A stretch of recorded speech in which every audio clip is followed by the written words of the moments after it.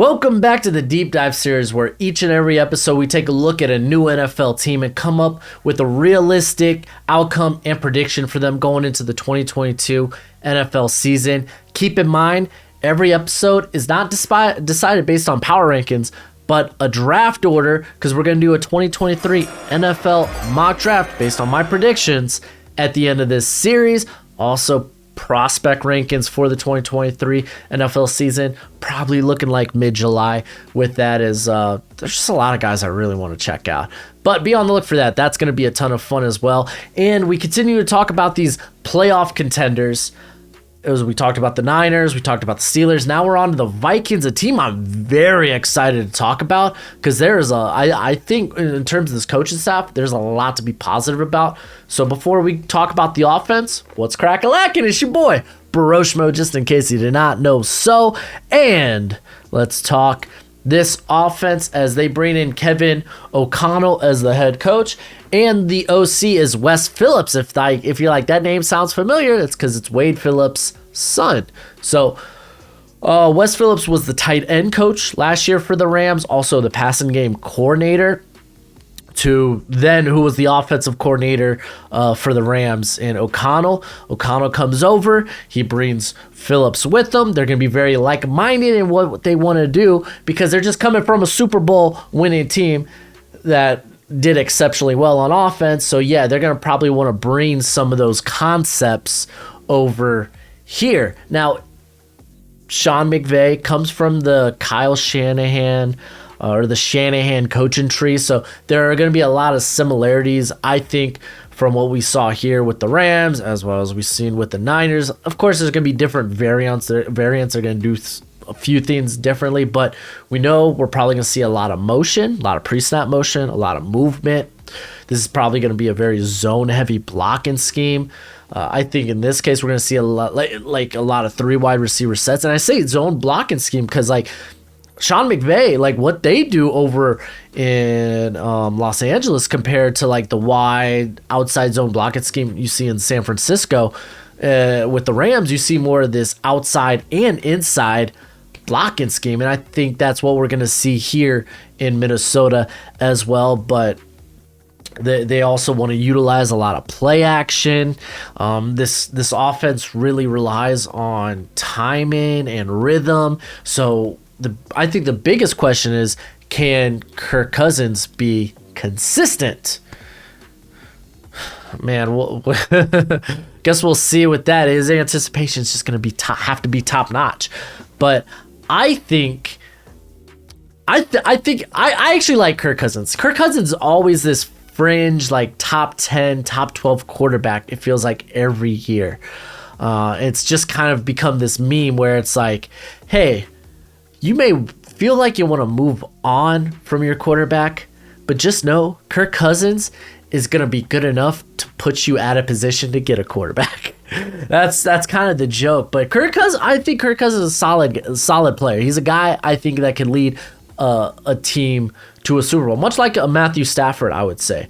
I think they're comparable quarterbacks, but I think Justin Jefferson's going to be in the slot this year. I really do. I think he's going to, like, we saw how successful a guy like Cooper Kupp has been in the slot throughout his whole career. I think they're going to put Justin Jefferson in that same role. Remember, coming out of LSU in that final season at LSU, he was mainly playing the slot, because they typically love to put their playmakers in the slot, or sometimes their best receivers in the slot. There's also a case to be made that Jamar Chase was on that team as well. So it's like, I don't know. I'm just saying what Mr. Coach O said himself.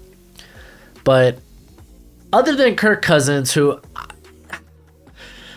yeah, can he be consistent? Remember, there was a point in a couple of seasons ago when he was like fourth quarter Kirk Cousins. It's just like the first three quarters he was kind of booty.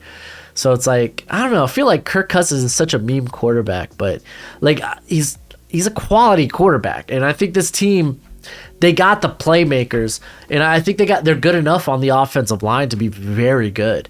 And I mean, we could start also with The biggest question being the interior of that offensive line, because I think they're set at the tackle spots. Like Brian O'Neill, I think is like he's a borderline a Pro Bowl player every year. Christian Darrisaw looked very good in the 11 games he played last year. The real question is, will this interior step up? We kind of saw Ezra Cleveland. He was actually pretty solid at as a run blocker. Does he take that next step to be a better pass blocker? I think he can. A lot of people peg him as a breakout player. Garrett Bradbury, will he ever be a good pass blocker? I don't know, but he's a solid run blocker. I just think he's a guy that just gets bodied in the passing game, unfortunately.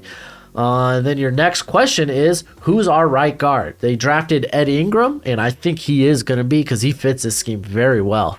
But they bring in Jesse Davis, who I feel like is more of a replacement level starter, good reserve player. I could say this being a Dolphins fan, I just know.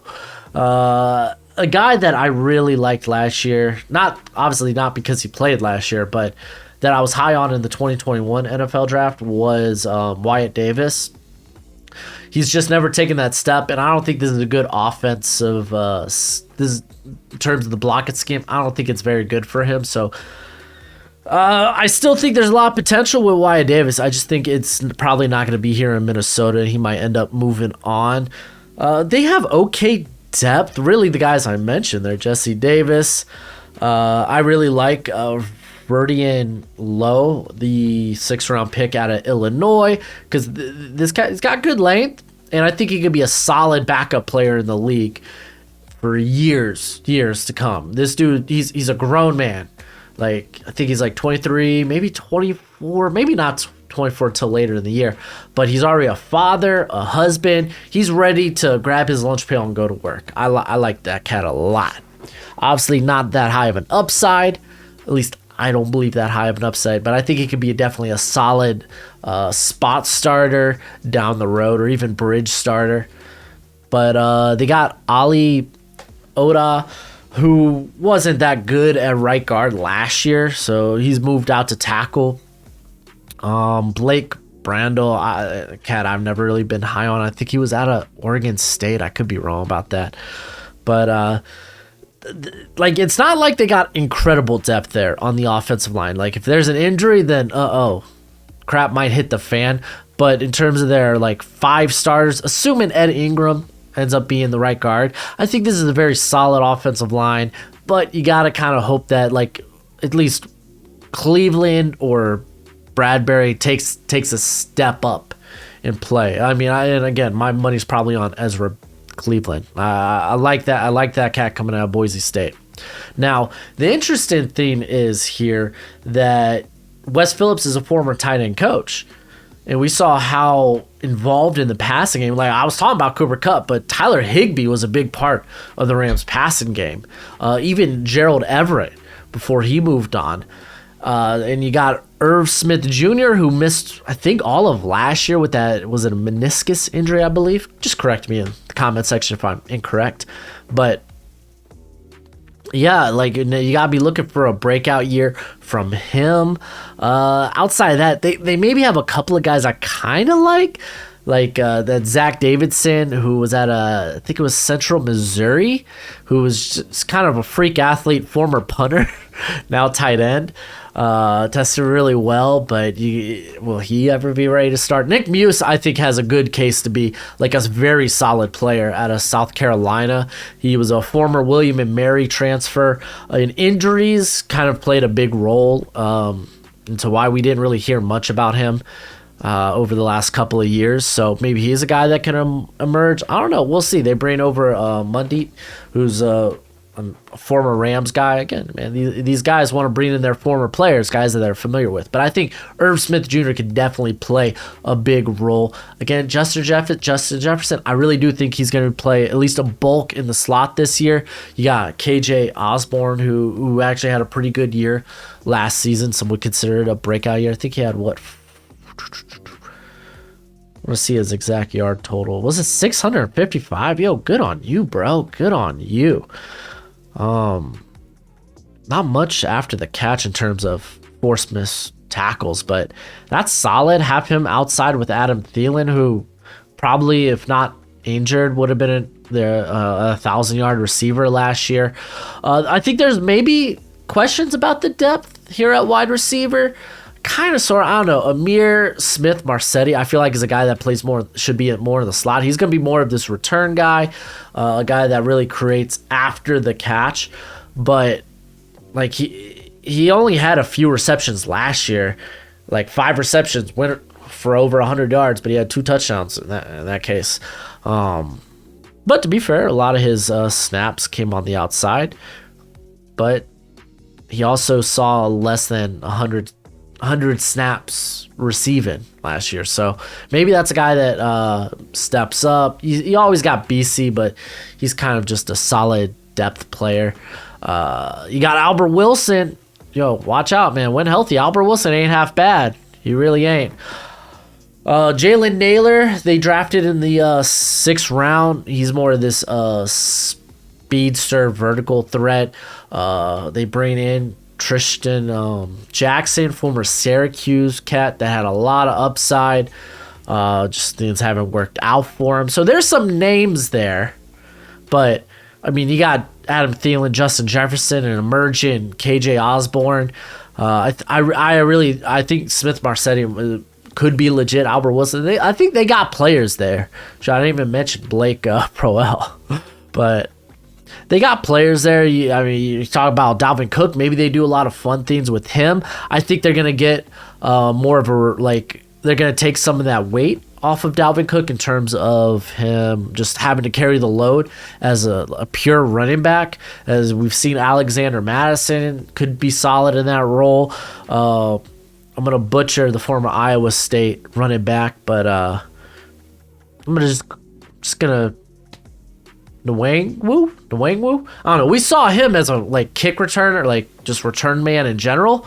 Just maybe he gets more involved on the offense. They also bring in a Ty Chandler who tested well, had a hot second half to his college football season last year. So maybe he gets involved. I don't know. There's a lot to be interested about in this backfield, but getting Dalvin Cook, I think, more involved as a pass catcher. Not to say that he's not really involved as a pass catcher, because what he had, where he at? He had over 200 yards. Typically, I think he's a bit higher than that normally, though, correct? Yeah, I mean, he's been have had more receiving yards than that in past seasons. But man, wasn't he beat up last year? Or at least he missed a couple of games last year. But I really like this offense. I really, really do. I'm excited to see this offense. I didn't really think the Vikings were going to be a team that I was really excited about. But really looking into the coaching staff and such, really it has me excited, more so than with a Mike Zimmer. So I guess we could talk about the defense then at this point. So defense is headed by Ed Donatel. And if you're not familiar with him, think just Vic Fangio. I mean, literally. He's been the right-hand man to Vic Fangio for the last decade, dated back to San Francisco back in, 2011 or something.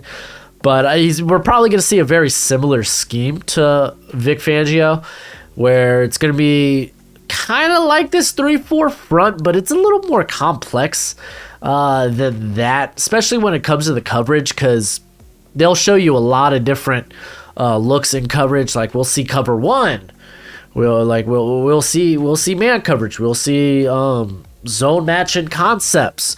We'll see cover 3, we'll see cover 6. Donatella last year was first in the league in calling cover 6, as he was the DC for the Denver Broncos last year. But the thing is, Denver was such a good team at hitting home on blitzes that they were a team you assumed blitz a lot more than they do, and they really don't. They were 14th, which is still a pretty high rate. 14th last year. I believe their rate was 24? 25.3 last year on blitzes. Just they got a lot of pressure when they blitz. So it felt that way. But I'm very excited to see what this defense will look like this season, as we can kind of talk about, because it looks fun. This defense looks fun, but there are a lot of question marks. I'm a lot more down on the defense than I am the offense, which will go into why I have them predicted as like the night. I think they're the 20th team thus far in my deep dives. So Dalvin Tomlinson, this dude's the nose. There's always a nose, a zero tech to this defense. That's Dalvin Tomlinson. Then you typically have this other guy who's going to be like between the either like over the guard, between the guard and tackle. That's probably Harrison Phillips. We're going to probably see a rotation there. I think I really like. It's going to be so interesting. What they do, because sometimes they'll even throw a guy over top of the tackle, like not as a true pass rusher, but like over top, maybe a little inside to the tackle. So like that, like what do they refer to it as, like that like 4A tech or something like that. Like they got guys there, James Lynch, former Baylor player, even Jalen Twyman. They got the Minnesota cat that they drafted out of the 5th round, who's again he's more in the mold of that type of player, like I guess 3-4 end, if we're gonna throw a name on it. Armand Watts is a guy that I feel like every year I'm like, oh dude, he's gonna break out, and then he just doesn't get a lot of snaps. Like he's a cat that I really like. But I really think we're probably, because I'm probably going to pick 2 interior players when it comes to projected starters, because if you don't know, I do projected starters based on snap totals. I don't care about who starts in your base defenses. It's all about who sees the field the most. That's going to dictate how a team does during the season. So it's probably going to be Phillips and Tomlinson, but it'll be interesting to see what exactly the rotation may look like with that, as I feel like we're going to see Watts, we're going to see Lynch, maybe Bullard, just because he's just kind of a vet at this point. In terms of pass rushers, like, watch out. I'm finally gonna get his name right. I always mispronounce his name. Danielle Hunter. And Zadarius Smith is nuts. Dude, even Zadarius Smith is a cat that could kick inside. Like, there's some versatility there. Like, he was doing that with the Packers. Like, gotta love it. You just gotta love it, because they're gonna want to get DJ Wonham on the field, because some people like him as a starter. I think he's a very good rotation player. I'm not that high on Patrick Jones. He just wasn't a guy I really liked coming out in 2021. You got, was it Janaris Robinson, who was out of Florida State, who had, I think, good measurables. They bring in Villian, the Wake Forest edge, as a UDFA. But I mean, let's be honest, it's going to be Smith, it's going to be Hunter, it's going to be Wonham. That's the 3. On the interior, you got Eric Hendricks, who's so underrated. He's like, people talk about the best linebackers in football, and his name really should be thrown out there. The dude is that good. They bring in Jordan Hicks as a very good bridge player. Like, he is a very good, like, spot, like, not even a spot starter. Like, he is an average to above average starter. And this works out well, because you don't have to put Brian Asamoah as a starter right away. A guy that maybe you want to have put a little bit more meat on the frame. So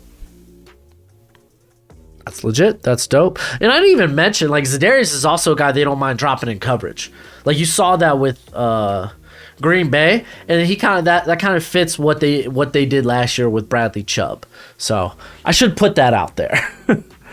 But they have Troy Dye, Chaz Surratt, Blake Lynch is whatever. Like, he's fine. But even Ryan Conley, he's like a solid depth piece. Like, Troy Dye is a very opportunistic blitzer. You could also say the same thing about Chaz Surratt, as he's this. He was the guy that was very good on stunts.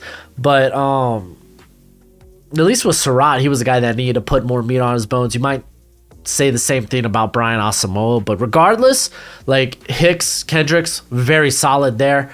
And then they actually have some youth to be excited about maybe going forward. The secondary for me is the biggest question because no doubt in my mind, Patrick Peterson, he's starting on the outside, but I have a hard time really trying to project who gets involved at like who's going to be the other outside corner.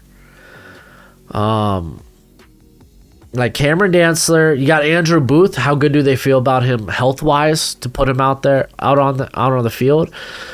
I don't know. Like Chadon Sullivan, they list him here as the slot, which he plays in the slot a lot, but he's more of a dime player.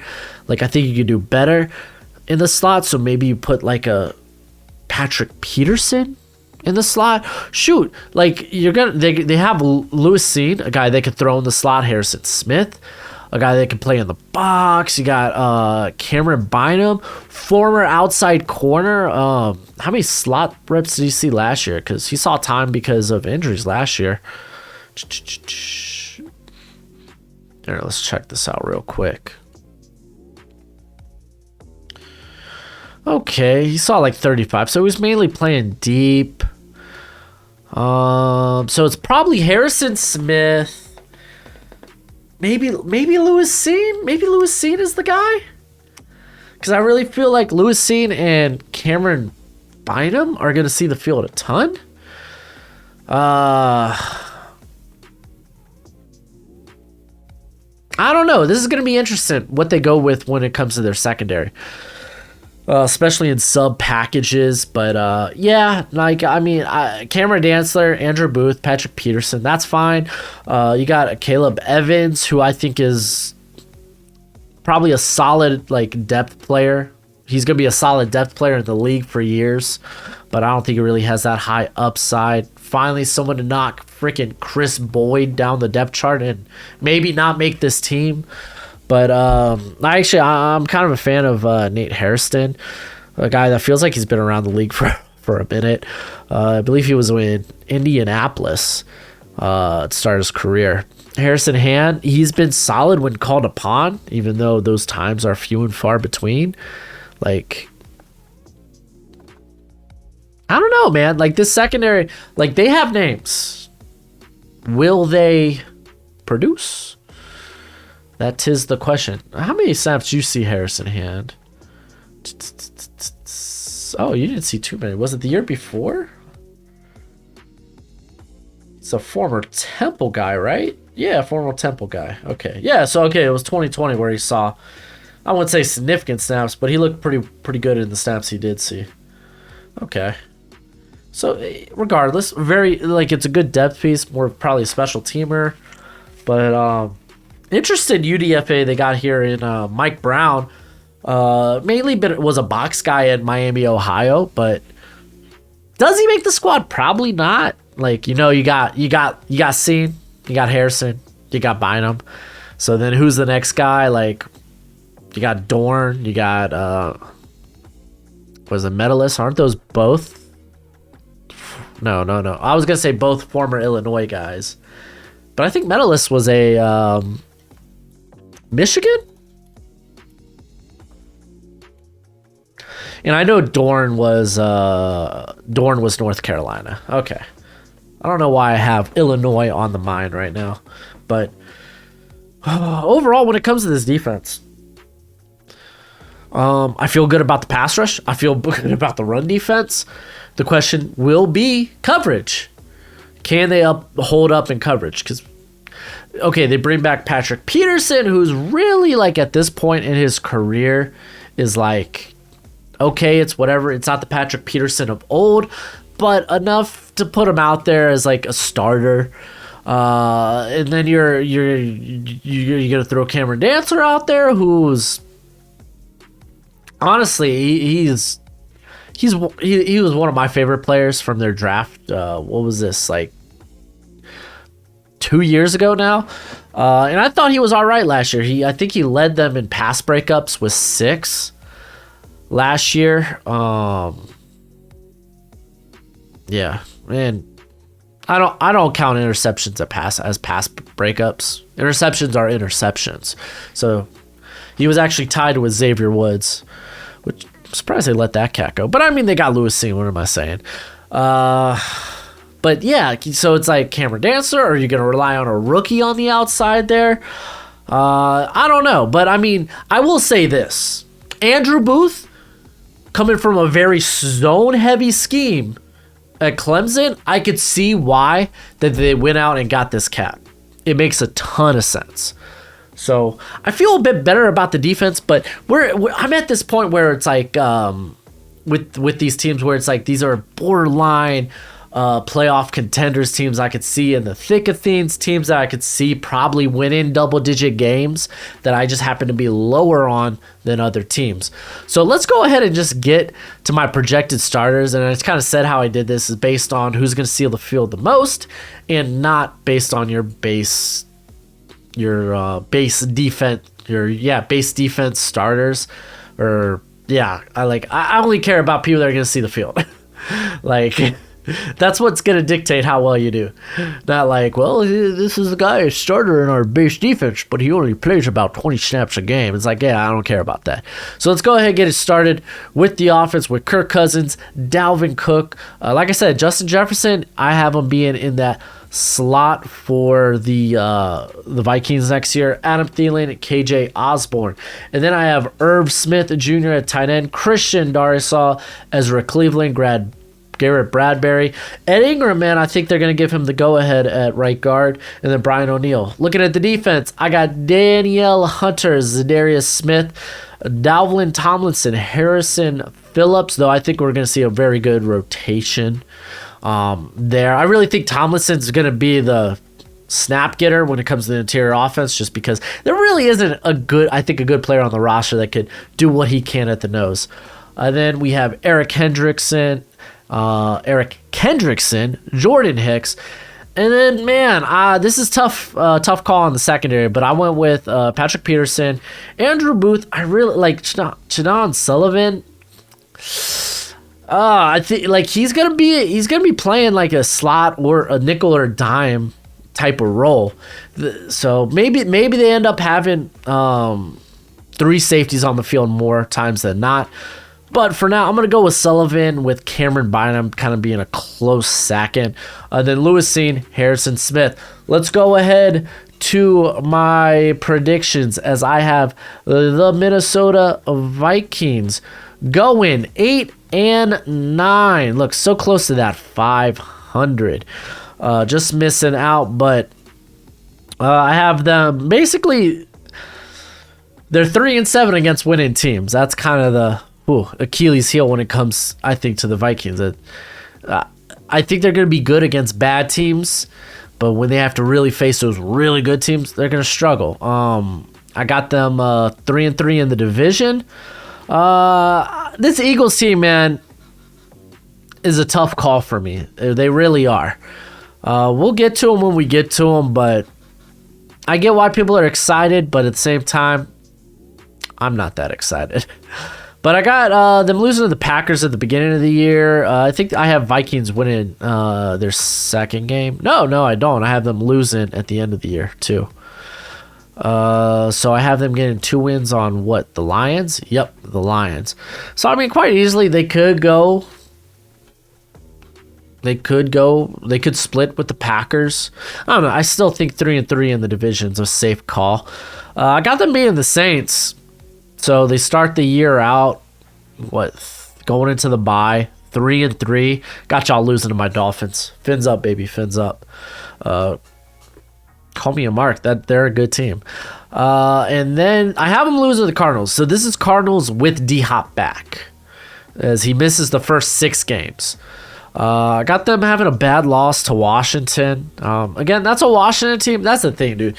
This is why I was so low on Washington, because I really, like, when it comes to their coordinators, I don't think they're that impressive. They're very predictable. Scott Turner, I think, has a chance to actually really turn it around, as he showed after the bye, the willingness to adapt and try to figure things out. Jack Del Rio is kind of a guy, old school coach, said it his ways, like, hey, this is my scheme and this is how you're going to fit, rather than trying to adapt his scheme to his players. A loss to the Bills, but I got y'all on a 4-game winning streak here against Dallas, the Patriots, the Jets, and the Lions. Loss to the Colts, and then closing out the year, 1-2. Well, I guess technically 1-3. Because let's be honest, man. In recent years, the Vikings kind of choke. They're always in contention for the playoffs, but they never quite make it. And that's just kind of how I assume this team will be, at least in year one. They could end up being a lot better. Because, like I said, I'm very encouraged by who they've brought in, coaching wise. Like, I'm very excited for this team. Just, I don't know if we see it here in year one. But I got them at 8-9. It's a very good 8-9. But let me know what you think in the comments section below. That's it for the video. Go ahead, do that YouTube thing. And as always, until next time, you be easy, my friends. Later.